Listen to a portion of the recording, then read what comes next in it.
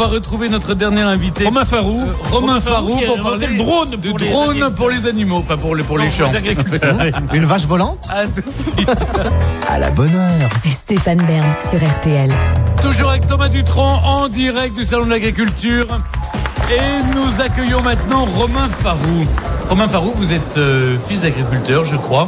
Et vous avez mis au point un drone spécial pour aider les agriculteurs. Dans le hangar de votre père, hein. Précisément, nous sommes éleveurs de drones de père en fils. Mais c'est vrai que le drone, en télévision par exemple, maintenant on n'utilise plus de grues, mais essentiellement des drones pour toutes les images aériennes. Quand moi dans Secret d'Histoire par exemple, j'utilise tout le temps des drones. Et je savais pas que même il y avait des drones pour aider les agriculteurs. C'est lui qui l'a mis au point. C'est vous qui l'avez mis au point. Précisément, le drone ne serait Erinov. rien sans son capteur. On a principalement mis au point un capteur agronomique en partenariat avec l'INRA. Et aujourd'hui, on l'embarque dans tout type de vecteur drone, mais nous, on a choisi un vecteur parfaitement adapté aux utilisations agricoles. Alors, le premier agri-drone. Alors, à quoi ça sert un agri-drone ? Ça va servir à faire des observations très précises de son exploitation, de ses parcelles, pour pouvoir aller, dans un premier temps, ce qui est parfaitement opérationnel, c'est d'aller doser ses quantités d'engrais différemment en fonction des besoins de la parcelle. Au lieu de faire comme faisait notre grand-père, d'aller mettre une dose homogène partout, on va pouvoir aller distinguer les 2 à 3 grands espaces où il y a des besoins différenciés pour pouvoir adapter la dose plus d'engrais, idéale. moins d'engrais, etc. Plus d'engrais quand ça peut être nécessaire et quand la plante va pouvoir le consommer, moins d'engrais quand ça ne servira à rien. Ça sert pas plus à un agriculteur d'aller mettre de l'engrais qui sert à rien. Pardon. Allez-y. Non, vous voyez ça par infrarouge, hein, c'est ça ? On voit ça avec des capteurs, entre autres dans l'infrarouge, mais surtout dans des parties de la lumière en fait extrêmement fines. Savoir qu'une plante, elle rayonne 4 fois plus intensément dans l'infrarouge que dans le vert. Donc on va voir des nuances dans le vert, mais on va voir 4 fois plus de nuances et 4 fois plus intensément dans l'infrarouge. Donc on voit surtout les nuances de taux de chlorophylle. En réalité, ce qui dirige nos conseils, c'est le taux de chlorophylle.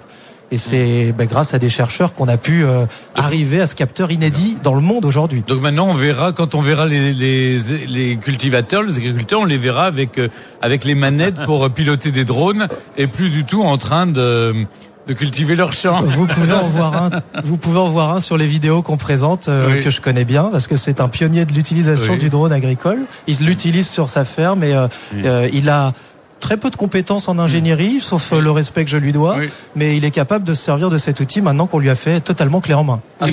On a le droit, parce que vous savez que maintenant il y a une législation. Je le sais mieux que personne. Oui, donc c'est devenu très compliqué, il faut demander les autorisations. Tout à fait. Même chose, ça vous en occupez On s'en occupe et on avait un peu ce pari-là au début de l'aventure d'Erinov il y a 4 ans, c'était de se dire s'il y a des levées de boucliers contre les activités drone à un moment où ça va pulluler, parce que ça va pulluler, c'est bien dans nos fermes et dans nos champs qu'on sera le plus tranquille et qu'on sera les derniers embêtés. Mais tout ce que vous faites est illégal. Vous pouvez nous le dire. Non, c'est parfaitement légal aujourd'hui. Mais c'est vrai que maintenant, chacun a son drone qui survole sa maison, qui fait des photos, qui fait des films. C'est-à-dire, Alors, c'est le rêve c'est le rêve d'Icare, hein, finalement. Ça relève d'une réglementation. Il y a un biais là-dessus qui considère que ce sont des jouets. Surtout que les gens ne savent pas les piloter. Alors, mais ça ne sert pas à tuer des talibans quand même. Non, rassurez-vous. C'est des agri-drones. C'est pour surveiller vos champs. Vous verrez, vous pourrez faire ça chez vous dans la Creuse. En Auvergne. En Auvergne, voilà. Vous êtes en Auvergne. Dans le Puy de Dôme. Et je vais vous apprendre à vous en servir en une demi-journée. Mais en tout cas, l'appareil est formidable. C'est formidable. Très esthétique. C'est très joli.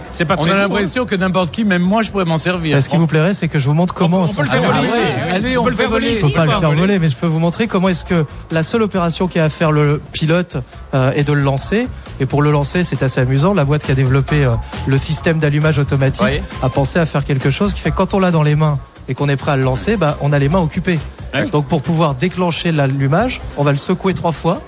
Il va détecter que ce mouvement signifie je suis prêt à te laisser piloter et on va le libérer un peu comme une colombe. Et là on a fini de travailler. C'est la même technique pour Daniel Moreau. Vous la secouez 3 fois. Allez, on marque une pause et on retrouve Thomas Dutronc. À tout de suite. Merci Romain Farou. Merci à vous. Et voilà, avant de vous dire au revoir, j'aimerais remercier tous ceux qui ont rendu possible cette émission en direct du Salon de l'Agriculture pour qu'RTL s'installe chez Carrefour. D'abord, merci Romain Farou. Je rappelle qu'on peut se procurer ces premiers agri-drones chez Erinov. Merci d'être venu nous en parler. Merci à vous. Pour ceux qui veulent les voir de leurs yeux, c'est sur le stand de l'Odyssée Végétale. Odyssée Végétale. Vous êtes quel C'est Hall 2-2. Hall 2-2. Voilà. Est-ce qu'on lui met la tête sous l'aile pour l'endormir comme on a vu pour la poule tout à l'heure? On peut lui mettre la tête derrière l'hélice pour le coiffer. Voilà, il va vous faire faire ça. décapiter, Et oui. puis merci à Thomas Dutronc d'avoir été notre invité.